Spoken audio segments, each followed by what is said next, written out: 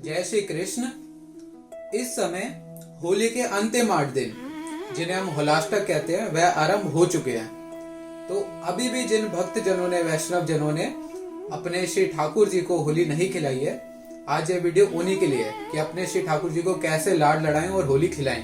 श्री ठाकुर जी को मुख्य रूप से 4 चीजों से होली खिलाई जाती है: केसर मिश्रित चंदन, गुलाल, अबीर और चौवा।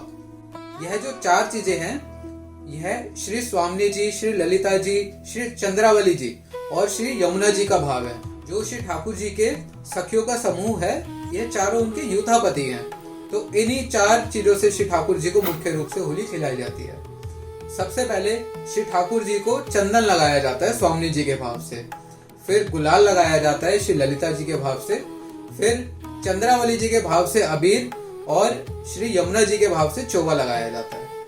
श्री ठाकुर जी को होली खिलाने का जो क्रम है वह इस प्रकार है कि सबसे पहले श्री ठाकुर जी के पाग पर होली खिलाई जाती है रंगों से, उसके बाद दोनों बाहों पर, फिर श्री ठाकुर जी की माला जी पर और फिर चरणारविंद पर। होली में मुख्य रूप से श्री ठाकुर जी के दोनों तरफ फूल की छड़ी धराई जाती है, वह गेंद भी रखी जाती है और श्री ठाकुर जी के समक्ष ही एक पात्र में टेसू का रंग रखा जाता है। ब्रिज में जब भी होली खेली जाती है, जितने भी मंदिरों में खेली जाती है, वहां टेसू के फूल का प्रयोग होता है प्राकृतिक रंग बनाने के लिए, क्योंकि जो टेसू का फूल है इसमें रंग और सुगंध दोनों होते हैं और ये प्राकृतिक रूप से त्वचा के लिए भी बहुत अच्छा होता है। इसलिए श्री ठाकुर जी को कुछ कष्ट ना हो, इसलिए टेसू के फूलों का रंग रखा जाता है और इसमें 2 पिचकारी रखी जाती है, एक श्री ठाकुर जी और एक श्री स्वामी जी के भाव से। श्री ठाकुर जी को होली खिलाने के बाद श्री ठाकुर जी के चरणों को ढक दिया जाता है ताकि चरणों का दर्शन करके